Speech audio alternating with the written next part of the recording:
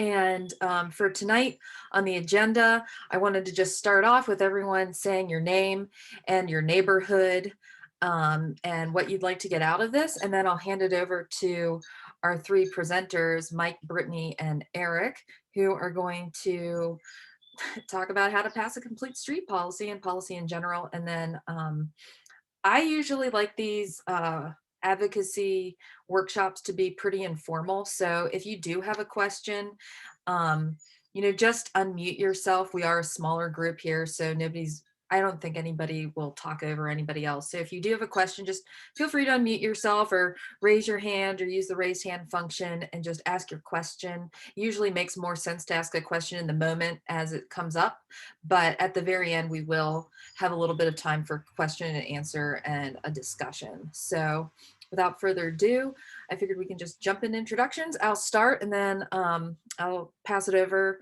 I'll just call on people. So my name is Anna Tang. I'm the community organizer at Bike Pittsburgh, and I help to run the bike ped groups that are all over the city and surrounding municipalities. And I currently live in Friendship.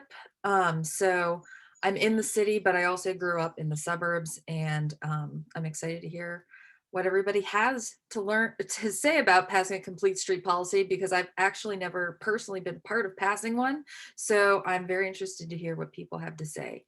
And I will pass it over to Chris. Hi everyone, Chris Sandvig, formerly of Pittsburgh Community Reinvestment Group, founder of Mobilify Southwestern Pennsylvania, which is working on a lot of issues related to reconnecting communities to their transportation system for maximum benefit. I grew up in the suburbs, Murraysville.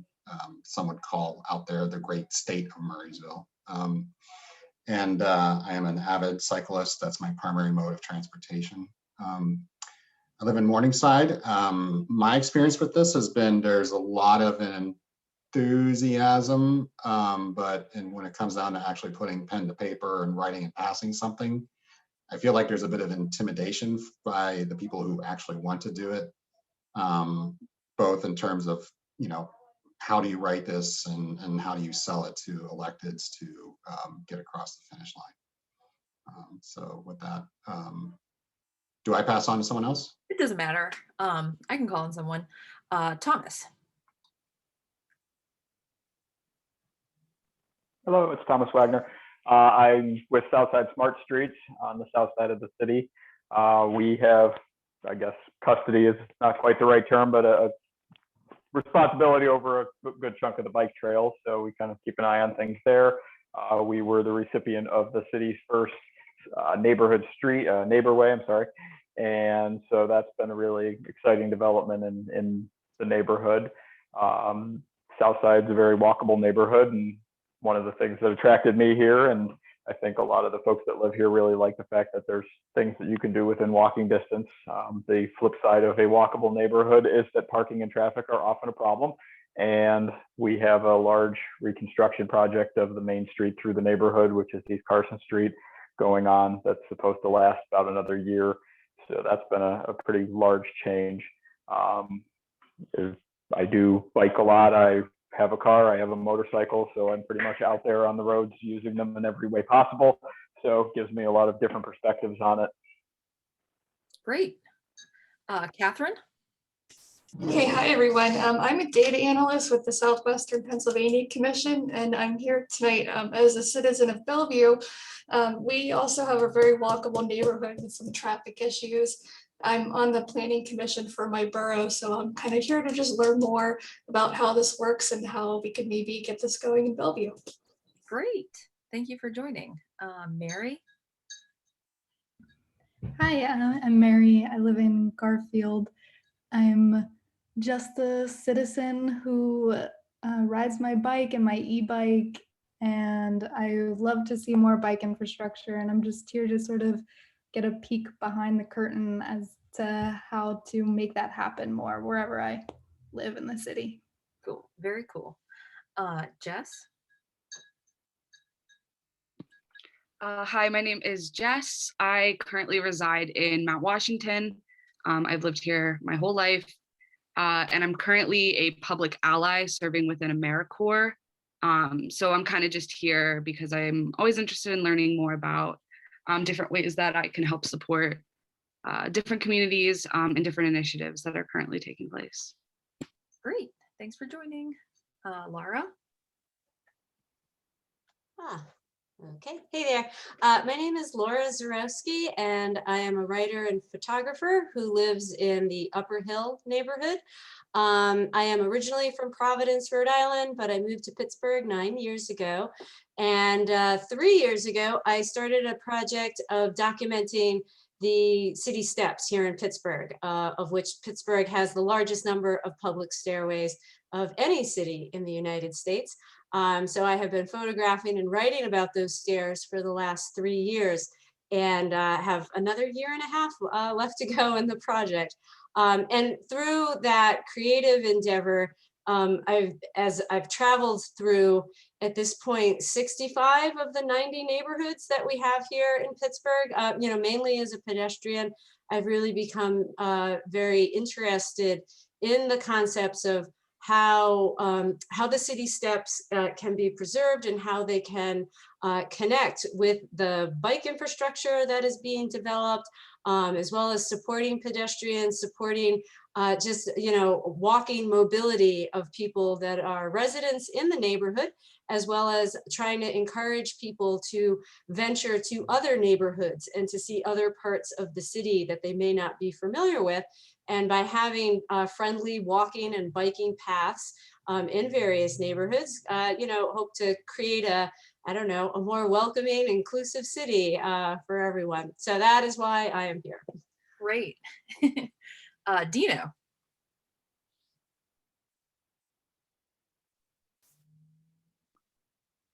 Okay. Dino Angelisi. I'm from Bethel Park, Pennsylvania. I am also involved with the Safe Streets South Hills group. And I'm interested in really making the whole town of Bethel Park safer, but I'm going to start small. They put a bit of green space in across Route 88 from the Washington Junction train stop. And really the only way you can get to it safely is with a car. 88 is a very busy road. There is a crosswalk there, but it leads to basically a small hillside with no concrete or steps or anything. And then to get to the green space, you have to walk up a very narrow road that has no sidewalks. So I'm hoping to at least get some dialogue started and get that to happen. Whether that's complete streets or not, I don't know, but I'm sure I can get some principles out of this that will help me approach the elected officials and make a better case for what I'd like to do. So thank you for having this. Yeah, wonderful. Thank you for joining. I'm going to pass it over now to our presenters and let you each introduce yourselves, and I'll do Mike, Brittany, and then Eric, so that Eric can just kind of segue right into his presentation since he's going first. So Mike, go for it. Hi, I'm Mike Boyd. Nice to see everyone tonight. So my day job, I'm a music professor and experimental composer at Chatham University. My sort of like volunteer work kind of side is as a Wilkins Township commissioner. I'm in my third term on the board of commissioners there. We're a few miles east of Pittsburgh. I'll talk about that more during the presentation. So I'm an avid bike commuter when I have to commute to work, but I haven't had too much in the last year. So my bike commuting's dropped off precipitously. I also had 6 broken bones and 2 sprains over 3 incidents last year. So my mileage overall was like down. I also mountain bike, and when I'm not like healing from accidents like that, I'll race the mountain bike a little bit. So enjoying cycling from a lot of different perspectives in the area. But as a suburban elected official, I think we've got a lot of unique challenges, and they also, I think, will contrast with the types of challenges Brittany's dealing with, as like Wilkins and Sharpsburg offer like really, I think, nicely different situations. So, and I'll pass the mic to Brittany. I like the fact that you discuss your hobbies for when you're not healing. Hi, everyone. Thanks to Bike Pittsburgh for organizing this. Thanks for all of you who are here tonight. I'm Brittany Reno. I'm the founder and executive director of a nonprofit called Sharpsburg Neighborhood Organization. I also am the Borough Council president in Sharpsburg Borough, so I wear a couple of hats here. And I'm also a Chatham student pursuing my master's in sustainability. So I am just like up to my ears in this kind of stuff every day, and I love it. And I'm so excited to be here to talk about my experiences in a suburban but urban town. I guess that leaves me. My name is Eric Boerer. I'm the Advocacy Director of Bike Pittsburgh. And we launched a campaign back in, I'm going to say 2015, to get the city of Pittsburgh to pass a complete streets policy, which we succeeded in, and I'll get into that in a minute. And then also work closely, with Wilkins and Sharpsburg to help pass complete streets policies within those municipalities as well. I'll just end it there and just jump right into the presentation. Anna, are you going to present, or do you want me to? How do you want to do that? Yeah, you can go ahead and present. Okay. Oh boy. You should be able to share your screen down at the bottom. Oh, there's share screen. And if it's too much, I can also do it. It's giving me a unknown. Okay, I'll just go ahead. Yeah, maybe if you can do it, it might not be connecting to it properly. Sorry. That's okay. Hang tight, folks. Let's see here. It's giving me an error message. People seeing the presentation. Yep. It's not in presentation mode though. Right, I see your PowerPoint. There we go. Now I see your presentation. Okay. Okay, cool, thanks. All righty, so as I said, back in 2016, we worked with then new Mayor Bill Peduto and City Council to pass a complete streets resolution within the city of Pittsburgh. It sort of changed the conversation about how we build for Pittsburghers to get around. While the effects of the policy were not immediate, they never really are. It's a path to institutional change that will hopefully benefit generations to come. However, there's still, even though it's been a number of years, let's look at the sense a lot of people don't really know or understand what complete streets means beyond a buzzword. I've heard a lot of misunderstandings, misinformation being spoken, even by those using the term. So just really quick, in short, complete streets are streets for everyone. They are streets that are designed and operated to enable safe access for all users, pedestrians, bicyclists, motorists, public transit users, delivery vehicles, people of all ages and abilities are able to safely move along and across a complete street corridor. The reality is, too many of our streets are often designed only for speeding cars and creeping traffic jams. So our streets are often the largest tract of publicly owned land in any municipality. So they have the ability to bring together,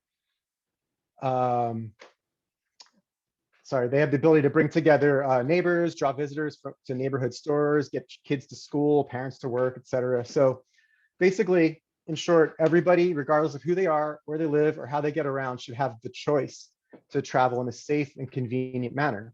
However, the simple vision requires planners, elected officials, agency staff, etc., to plan ahead and put the policies and the laws in place to ensure it. Go ahead, the next slide. So in contrast, just while we're talking about complete streets, an incomplete street are those that are designed with only one mode, usually cars, in mind. These limit transportation choices by making anything but the car inconvenient, unattractive, and too often straight up dangerous. This is Route 51, Sawmill Run Boulevard. I know a lot of people are aware of it, but there's other people using this road besides cars. You can see that there's a goat path on the side of, the road, right between the roadway and the U-Haul. It leads to a bus stop on one side. So it clearly shows there's, human beings trying to travel and walk along this road. In a study that we conducted, we found approximately 25% of all traffic fatalities inside Pittsburgh city limits are pedestrians. So if the goal of streets is to save lives and reduce harm. Concentrating on providing a safe environment for our most vulnerable users will benefit everyone. Next slide. Another example of an incomplete street is the road design around the Target in East Liberty. After that intersection was rebuilt, maybe 10 years ago or so, it's been a sore spot within the community, leading to protests, like actual protests, because neighbors feel they couldn't navigate the new intersection safely by foot, despite there being transit station across the street. Now the city still hasn't completely fixed it. They have to look for new money to correct the problem they could have solved with a fix-it-first approach. You can see there's a bicyclist on the sidewalk over in the middle, like right underneath the Target sign. And this is actually like a promotional photo. I didn't take that photo. Next slide. So that's really, what Complete Streets is about, making sure the transportation networks work for all users every time there's a new project or regular maintenance. These policies formalize a community's vision to plan, design, operate, and maintain streets so they're safe for everyone. The way I like to put it is that it sort of flips the script and puts the onus on the decision makers to show why all modes can't be accommodated, as opposed to the community needing to prove why the accommodation is necessary. Also, as I'm sure a lot of you know, you have PennDOT roads that run through your communities. So adopting a complete streets policy will also help make sure that those agencies like PennDOT look to a community's vision and plan before they make the decisions on what a street's going to look like. So it just provides an extra tool for communities. Next slide. So really creating these policies means that agencies must change their approach to their roads. So every transportation project will make the street network better and safer for everyone. We've seen this already in the planning of the BRT, for instance, as a local example. The project isn't in yet, but it's been in the planning phase. Early on, the Port Authority, city, and county took the approach that they're going to completely redesign the streets.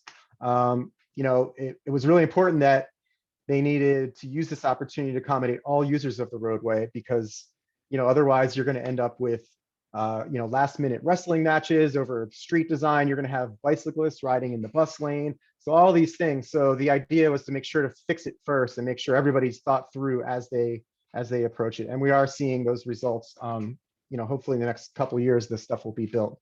The dreamy landscape you see is a picture of a pop-up demonstration of what the BRT will look like in Uptown. Next slide.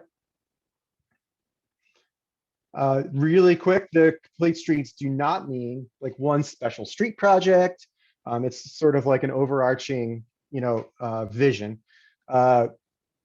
So it's not about specific design elements. Like not every street needs to accommodate every single mode. It's just that you need to think about all the modes. So maybe one street is, a bike street, while another street is, a car street. But the idea is that you think about all people using a corridor. Adopting a policy doesn't mean that all roads have to change at once. Changes can be incremental and done with routine maintenance. And complete streets won't address all concerns. There's still a lot that will need attention. Next slide. Between state governments, metropolitan planning organizations, and individual municipalities, there are now over 1,600 complete streets policies in place across the United States. These policies can take many forms, which we'll talk about in a second. Locally, the list includes Pittsburgh, Sharpsburg, Wilkins Township, Etna, and Millvale. Go ahead to the next slide. So all types of communities in the United States have passed complete streets policies. So it's not just limited to states or large cities. More than 1/3 of all policies were actually adopted in suburban communities with fewer than 30,000 residents. Small towns, often in rural areas, are well represented. Nearly 1 in 5 of all complete streets policies were adopted within these jurisdictions. These policies are in place at nearly all levels of government. Next slide. So what does a policy look like? They can take many forms, from simple resolutions to detailed transportation master plans, changes in zoning and design manuals. There's no cookie cutter policy. And policies can also range from effective to not so effective. And The National Complete Streets Coalition actually ranks your policy on a 0 to 100 scale on its effectiveness. And I hope we'll get into that in a little bit. Most municipalities start by framing complete streets through legal ordinances, resolutions, plans, and/or even executive orders. Encouraging a culture of prioritizing complete streets requires like a multi-pronged approach across departments. It may require changes and updates to existing plans, guides, zoning, and processes so that they are aligned with the policy. So you want to make sure that all you have a complete streets policy, that other plans fit in with that policy. The day-to-day decisions that community leaders make in funding, planning, and maintenance should be aligned with the goals of those policy. Next slide.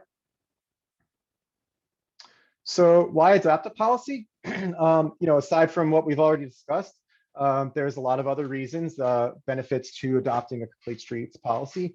An important one that is that I feel is equity. It's a way to unfortunately, there's a lot of communities don't receive the same level of investment as other neighborhoods, even within the same municipality.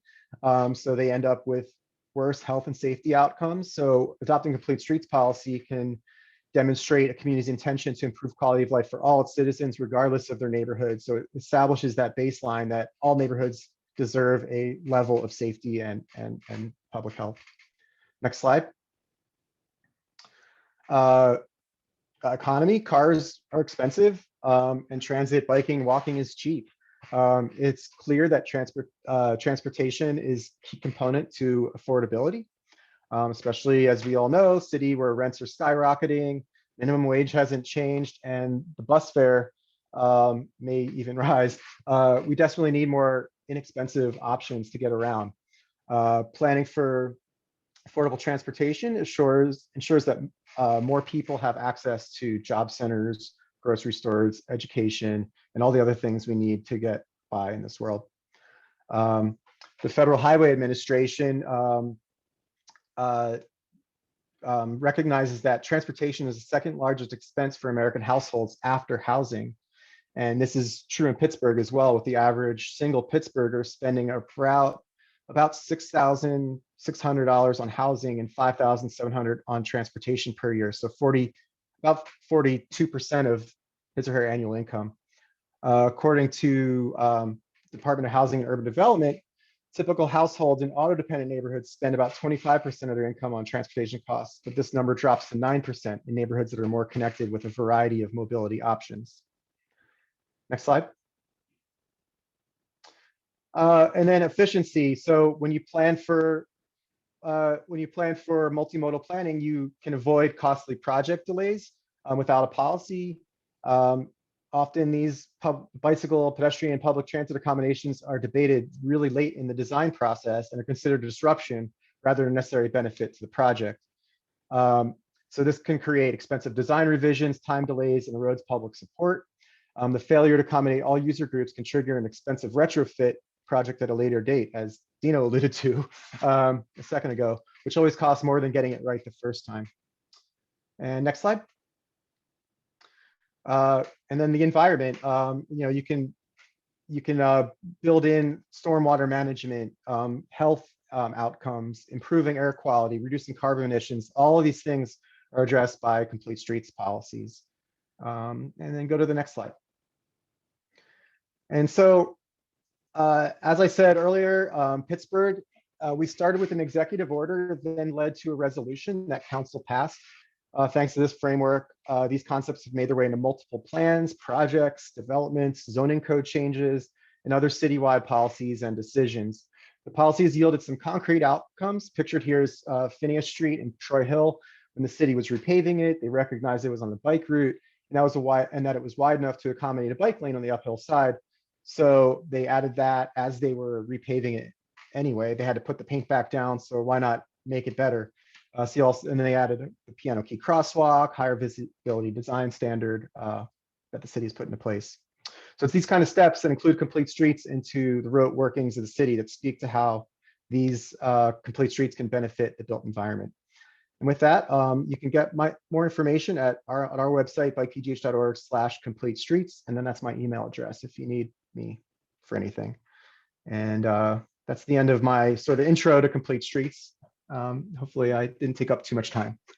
Great. Does anybody have questions while we transition over to Mike? If not, we can just jump right over to Mike's presentation.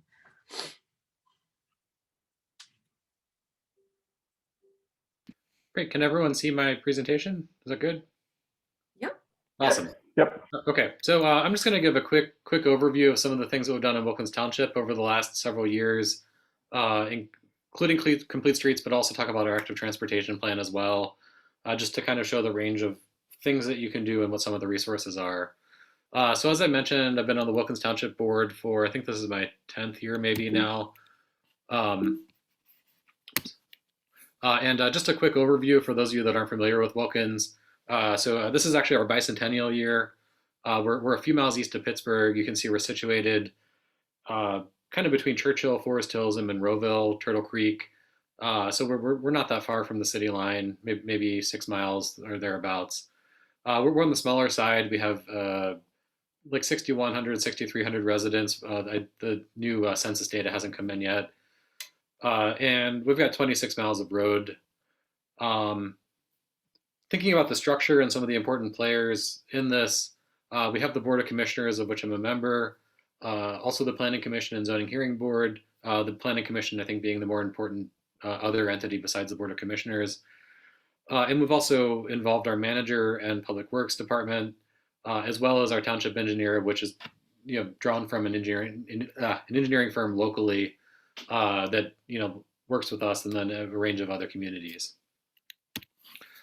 So we've got a couple recent milestones that have really kind of helped to push this forward. We have an active transportation plan that I'll talk about first. We adopted that in the spring of 2018. Actually, at our same meeting, we adopted a multi-municipal comprehensive plan that we have with Churchill and Monroeville as well. That one has active transportation goals in it, although they're currently still being figured out. There was supposed to be a subcommittee working on that from the 3 municipalities right around when COVID hit. And so that's kind of been on hiatus, but it's another piece of the puzzle. Monroeville is working on their own active transportation plan, as are some of our neighbors to the south. And once kind of all of those come together, it'll be kind of like putting the puzzle together. And then finally, we adopted our complete streets policy toward the end of 2019. And again, in 2020, COVID hit. So we've done a little bit with it, but that's put the brakes on a lot of interesting projects in active transportation and other areas. All 3 of these were adopted by resolution that then have a policy document that goes with them. So we actually started with an active transportation plan, and you wouldn't necessarily need to start with this. You could start with a complete streets policy. So the way that you approach this can vary depending on interest and how much time and funding there is. We got a grant from the Allegheny County Economic Development side, and that really helped to kind of push this forward. The grant covered our use of Pashik MTR, which is a landscape architecture community planning firm, and they did the bulk of the actual detailed work on the plan with input from our committee, township employees, and other entities. We also had Bike Pittsburgh present through the whole thing as well, which really helped significantly. The process here, we had the funding, we brought in the Pashik group. We had regular meetings with a really a kind of a special committee that we put together for planning purposes. In addition to myself, and I think it really helped having an elected official on the committee, because it meant that passing the thing was then a lot easier ultimately. But we also had our township manager involved heavily, as well as Public Works and sometimes the engineer. The plan, and I'll show you just a couple samples from it, did a complete inventory of our streets, identified those that could use treatment for bicycles, pedestrians, or other users, and gave us an actionable plan. So this is a map of Wilkins. You see on the left, on the right, it's okay if you can't read the details, but it basically goes through all of our streets where something could be done that would be beneficial. Some of them are county roads, some of them are state roads, a lot of them are municipal roads. and so it just kind of varies road by road depending on how much space there is. Like Patrick went in and like did the measurements, saw what would be feasible, and made recommendations. The one at the top, Greensburg Pike, they recommended a cycle track. Others, it's sharrows on the road. Some of them, it's like a climbing bike lane that then disappears when you're descending. But it's given us a set of things that we can do to really improve the streets.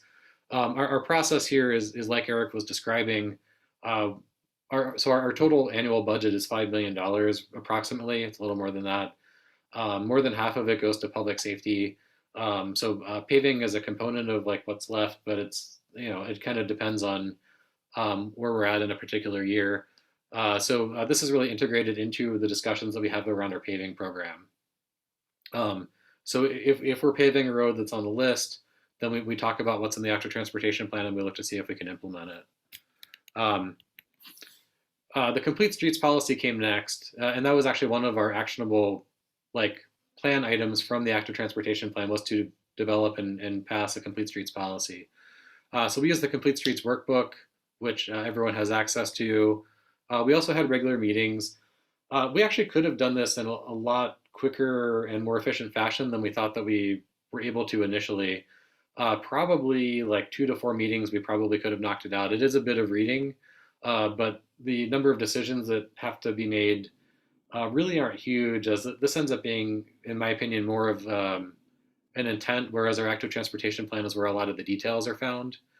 So if you're just trying to sort of establish a conceptual basis or impetus for working with active transportation in a more genuine way, the complete streets policy could be written and implemented relatively quickly, and then leaving the actual plan to a little bit later, perhaps.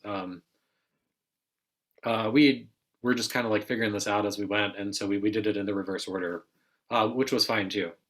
But very easy to create. They do score it, and so I think as long as you're committed to meeting most or all of the goals that are in it, you can score reasonably high with your plan.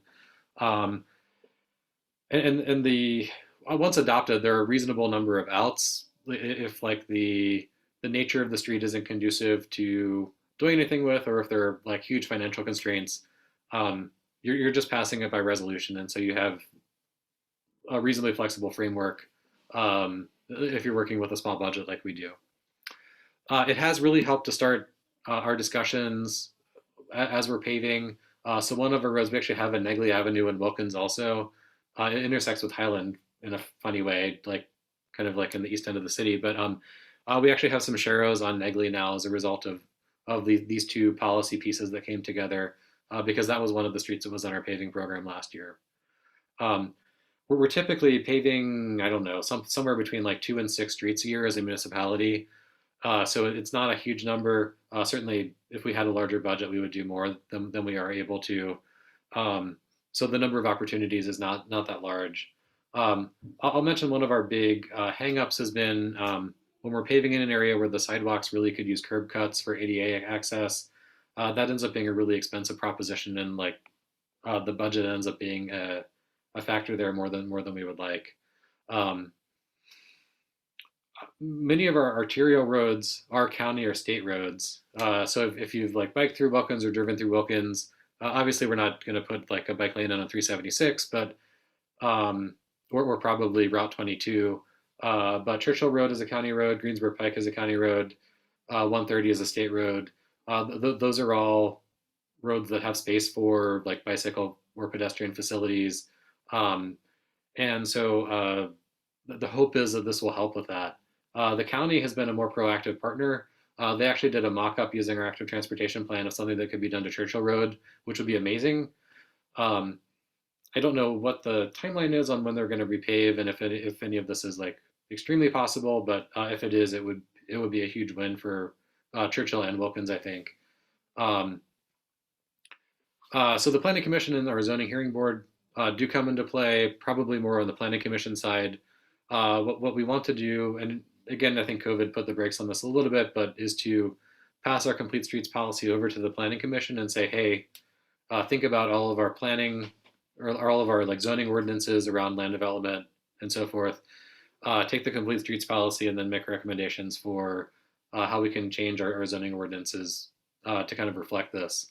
We did a baby step in that direction a few years prior to all of this by updating our sidewalk ordinance so that sidewalks are required when there's new development. That hadn't been a policy, unfortunately.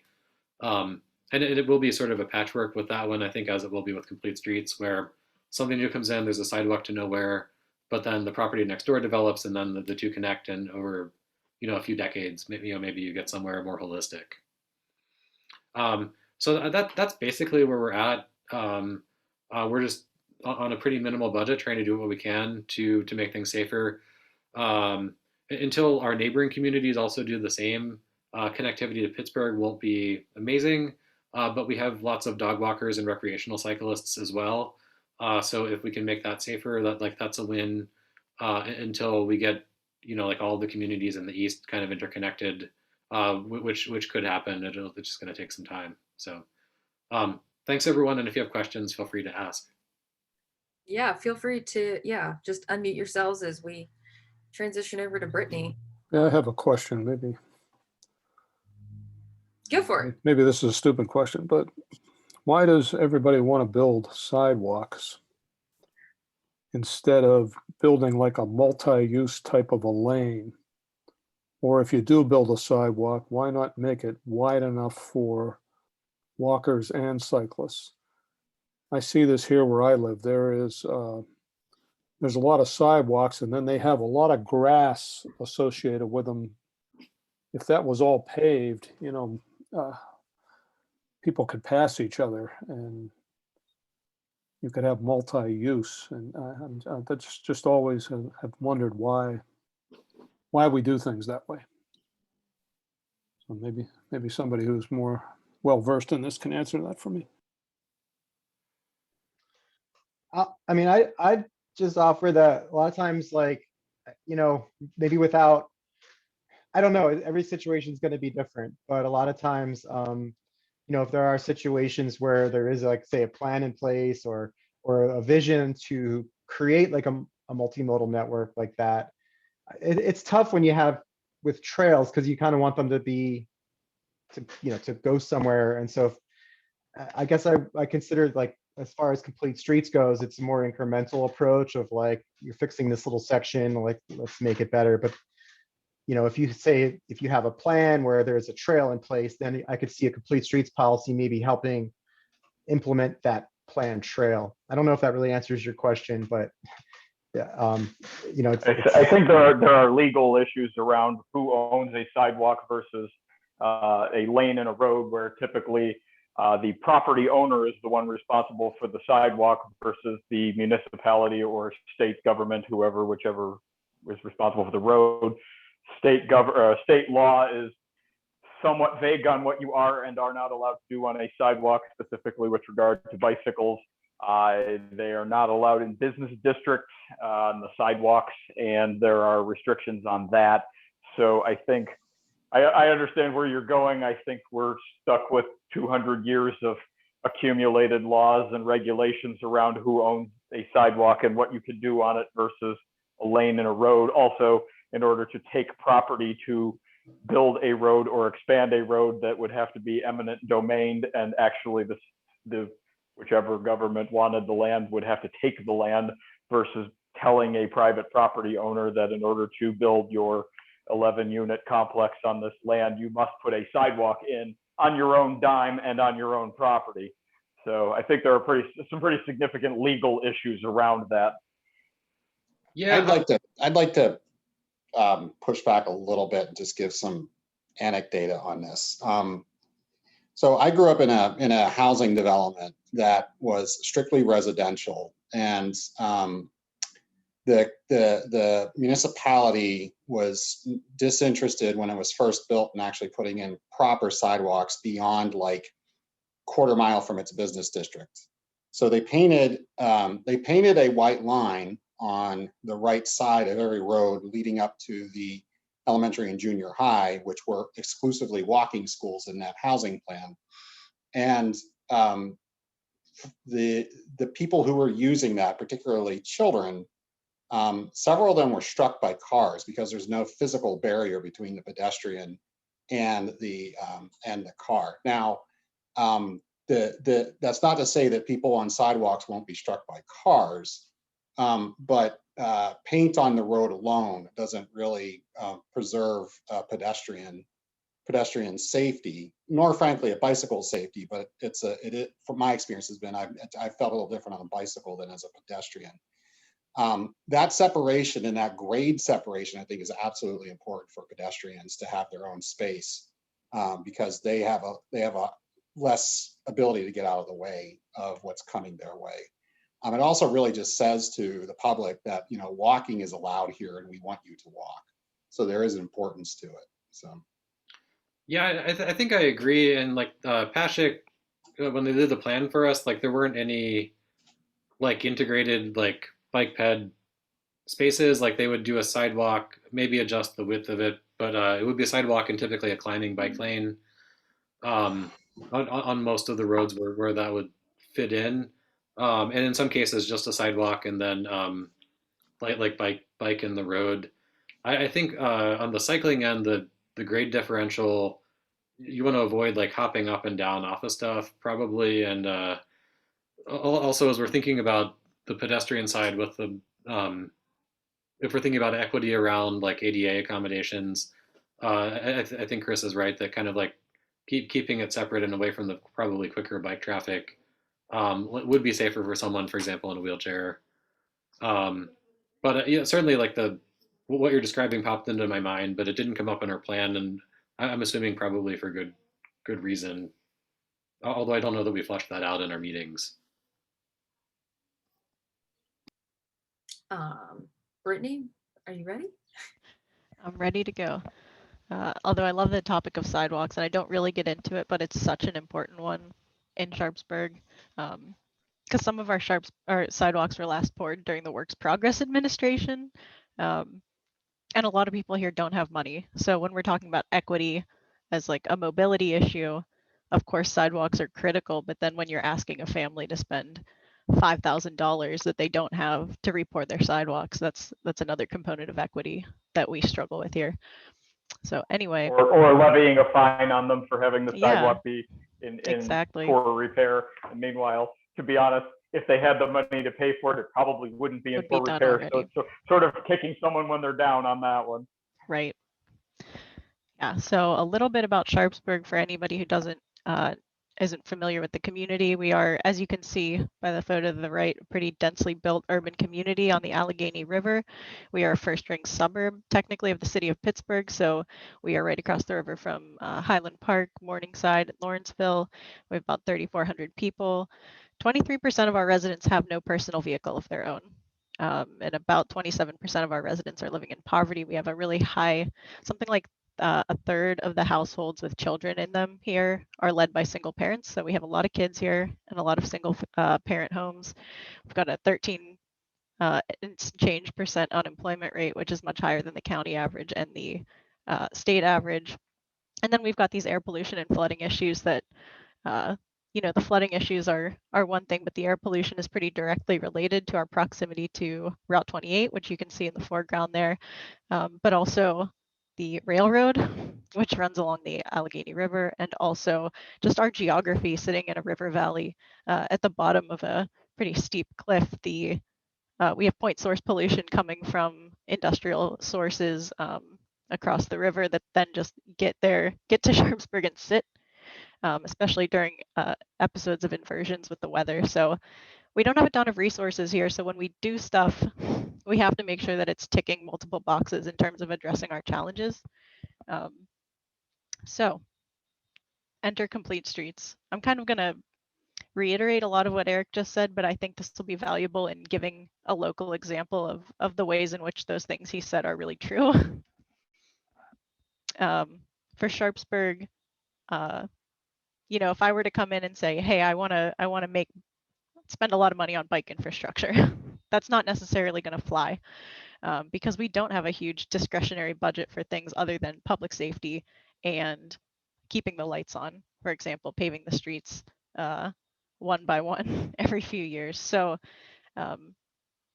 demonstrating how complete streets principles don't just benefit people riding bikes, but also benefit all these other issues that are important to a community has been so critical. So public safety and public health, workforce development, economic development, and our own residential community vision plan, which I'll talk about more, all gave us impetus to pass this kind of resolution.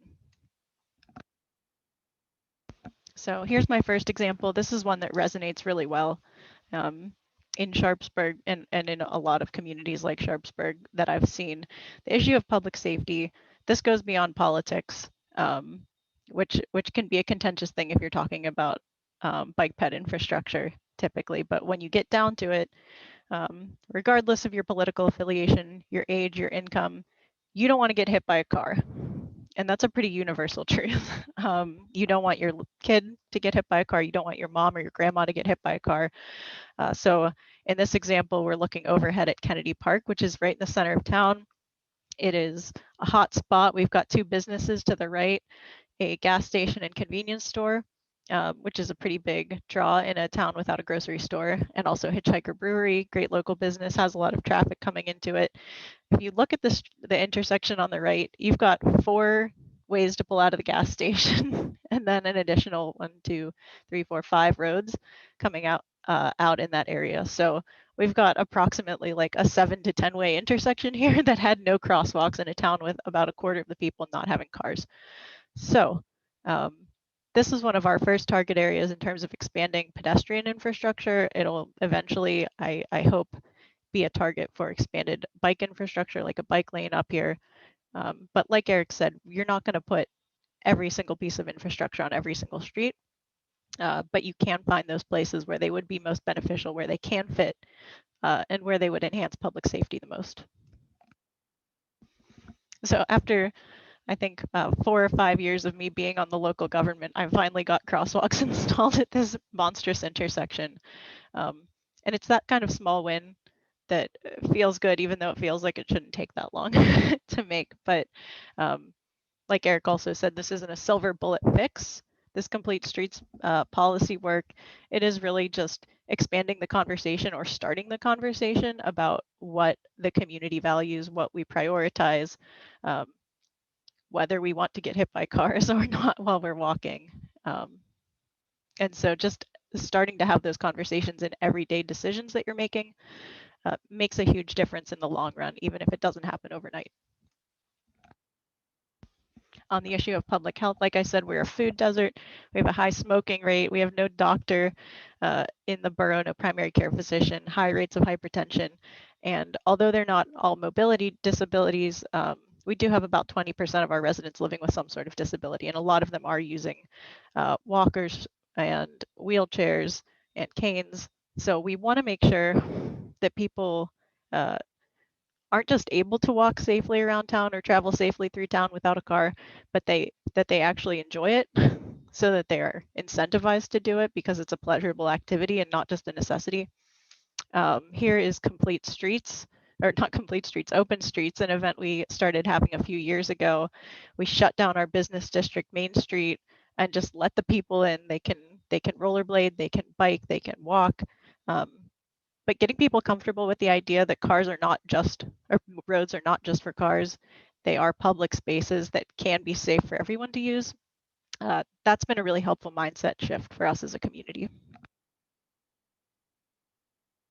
And then on the topic of workforce and economic development, this is really an important topic for walkable business districts, these like tight-knit urban business districts that are really crunched up together like ours is.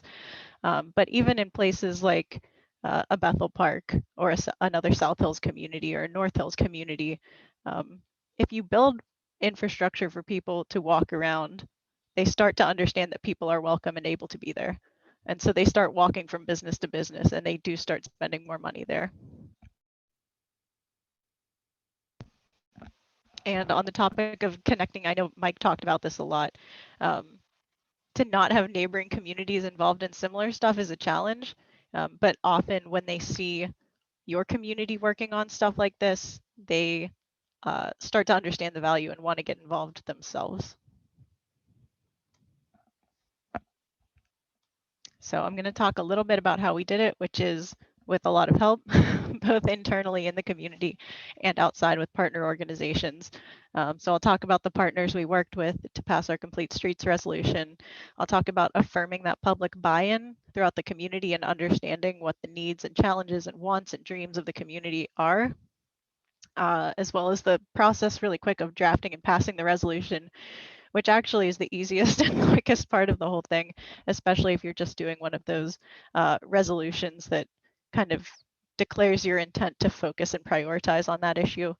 And then incorporating those principles into every little decision in the town and every big decision in the town.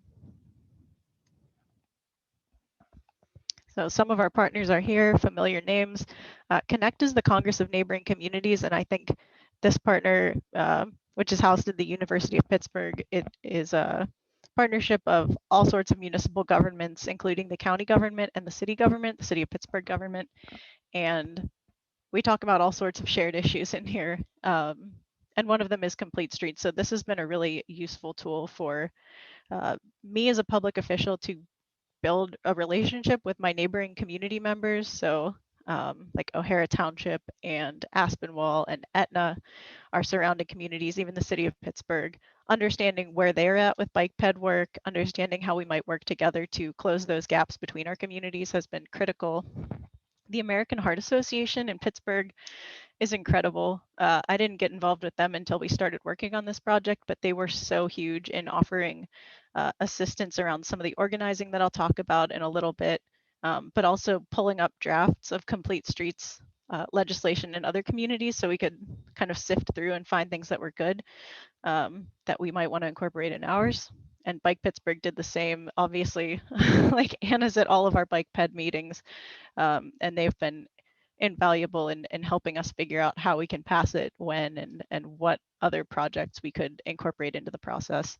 And then PA Walkworks is another awesome organization you should check out. They are all about enhancing the pedestrian experience and providing grants for communities to do that. So this is our Walkworks route. We were able to develop thanks to a grant from PA Walkworks and Giant Eagle. We have different community points of interest along the route. It's been really cool because people get to go and experience the community and support the business district, check out what's around, but also it gives us a point for advocacy in saying, hey, we designated this as an important route in the community, so let's fix these sidewalks, let's add these crosswalks, let's make sure the curb cuts are ADA compliant. Here are some ladies dancing in the street at our Open Streets event. And as you can see, not only are they moving, not only are they having a good time together, but they are reclaiming the streets and not just for PennDOT traffic.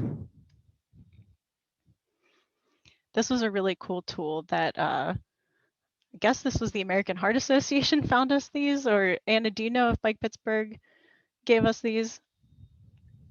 I am not familiar with them, so I would probably guess it's the American Heart Association. Okay, so they found us these awesome postcards, printed them, gave me a huge stack of them, and I started giving them out to residents to be able to put their name down, share what they cared about regarding Complete Streets, whether it was I want my kid to be able to walk to the park safely, or I have a stroller that I need to push around, or I'm in a wheelchair and it's hard for me to get from my house to my church, all this stuff. And then they just sent it off to the local council, and we had a stack of postcards staring us in the face as we were deciding whether or not to pass this legislation.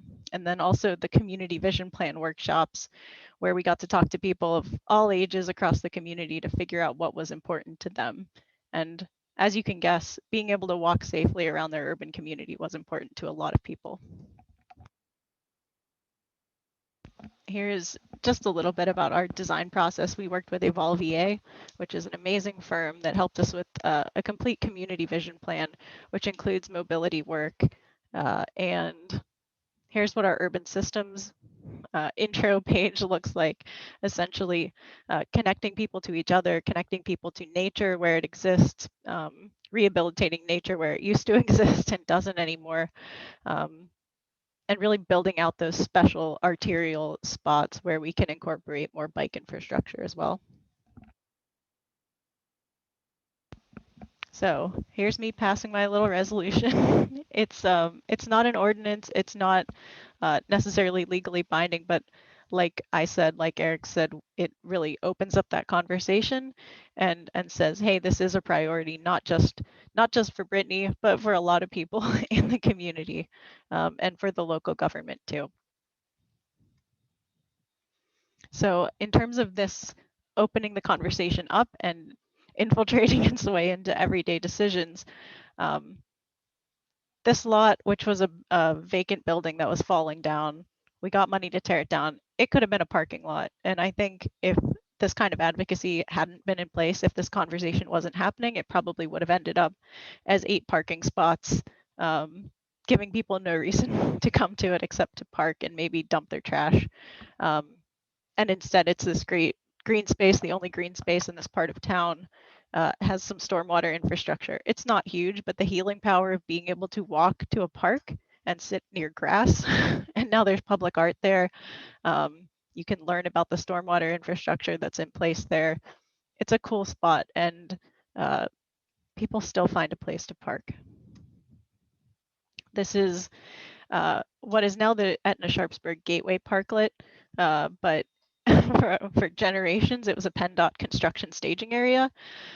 We didn't know if we owned it. The county said they didn't own it. PennDOT said they didn't own it. So one day we just started paving, grassing over it. We put in some pavers to walk through. I think eventually we will be putting more bike infrastructure here, and there is an idea to even shut off a stretch of this road to turn it into a connector between Etna and Sharpsburg's connections to the bike trail, which is really exciting. But again, the power of having this at the gateway of town between 2 business districts where you want people to walk is huge. And it's not, this is not a bike lane yet, but it is something. It encourages people to do something other than drive. So what's next?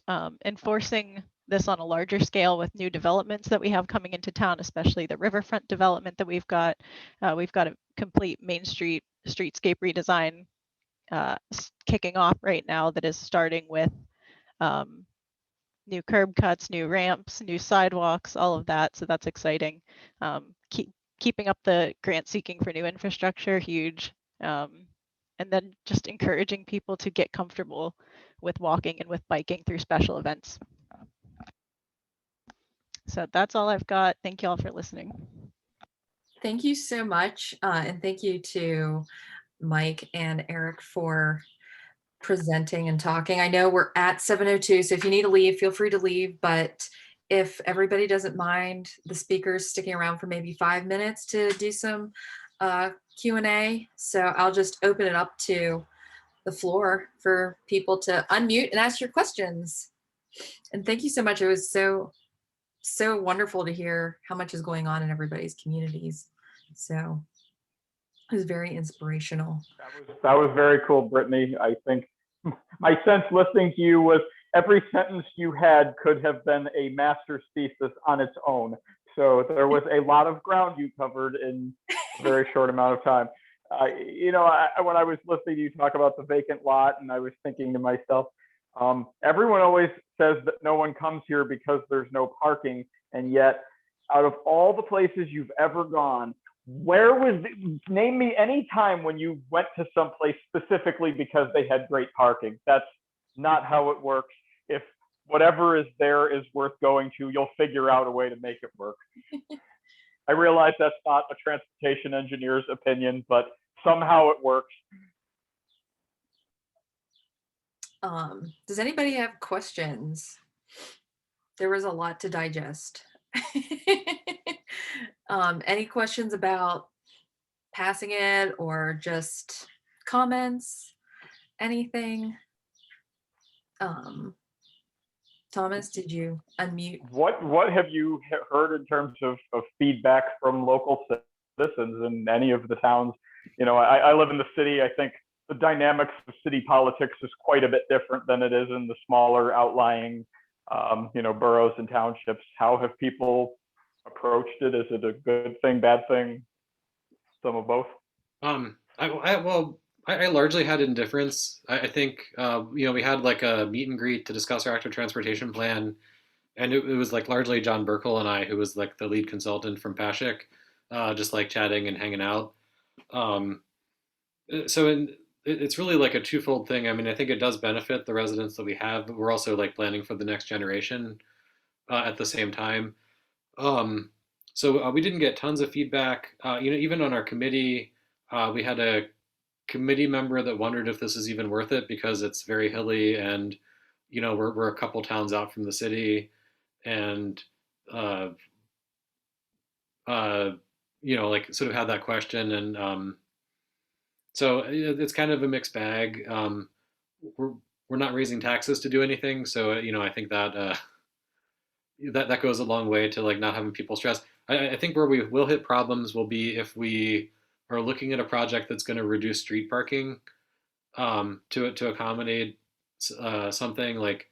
I think that's going to be an interesting project to approach where it's going to really take a hard sell on like these are the benefits uh, for giving up something that adds convenience to your life.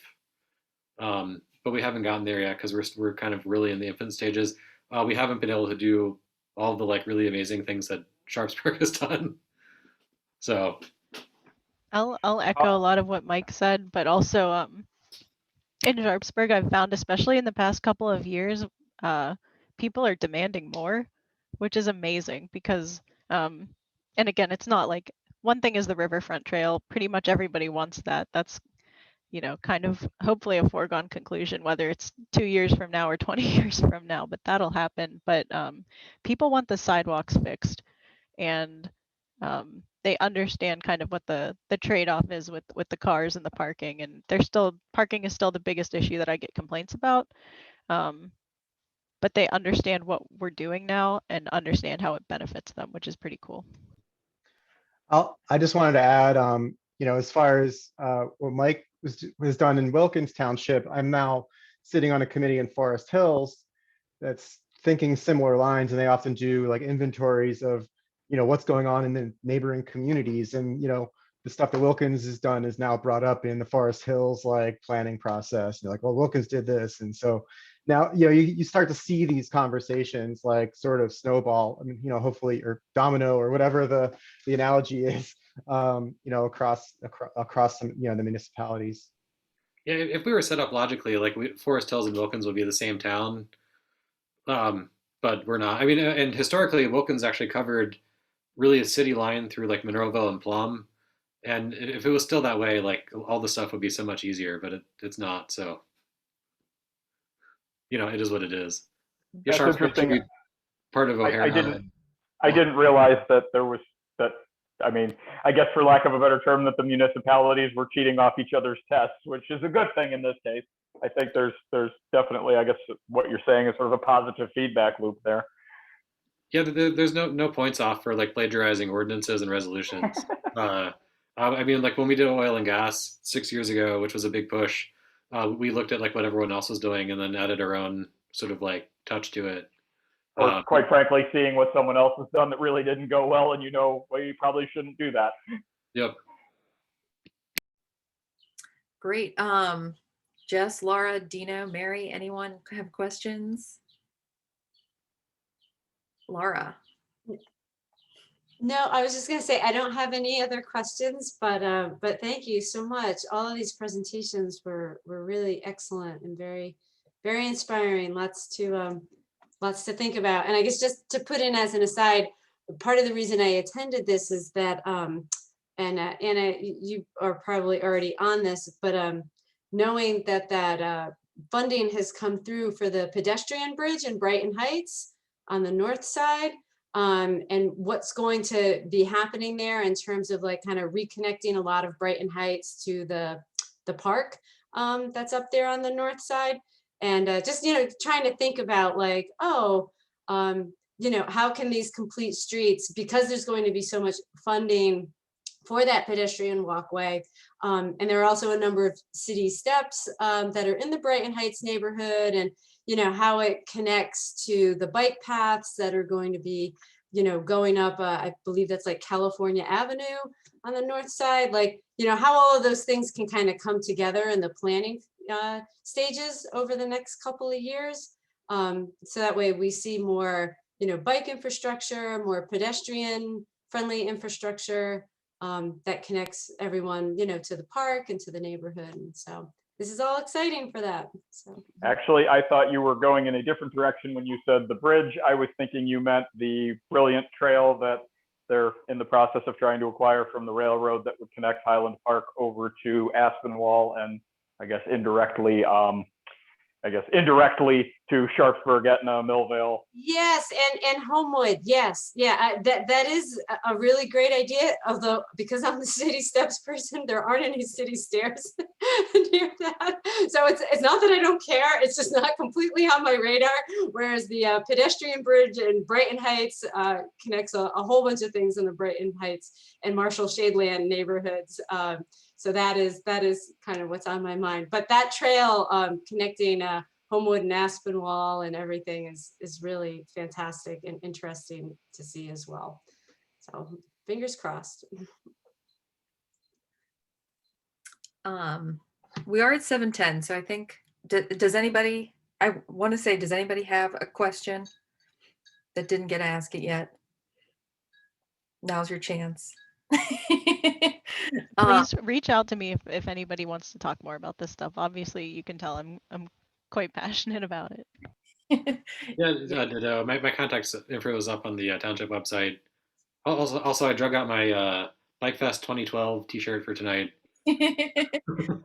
Represent.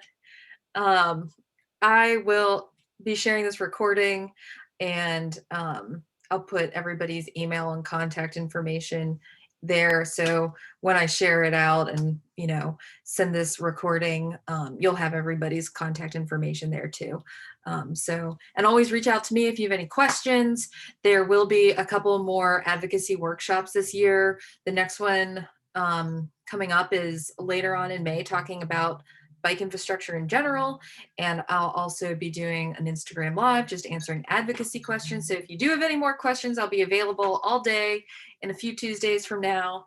And then later on in the year, we'll be doing another workshop on how to host your own open streets and possibly some other stuff. So stay tuned for later in the year for more advocacy events. And with that, thank you so much, Mike, Brittany, and Eric, for coming and presenting and spending so much time talking about this, and for everybody else who attended.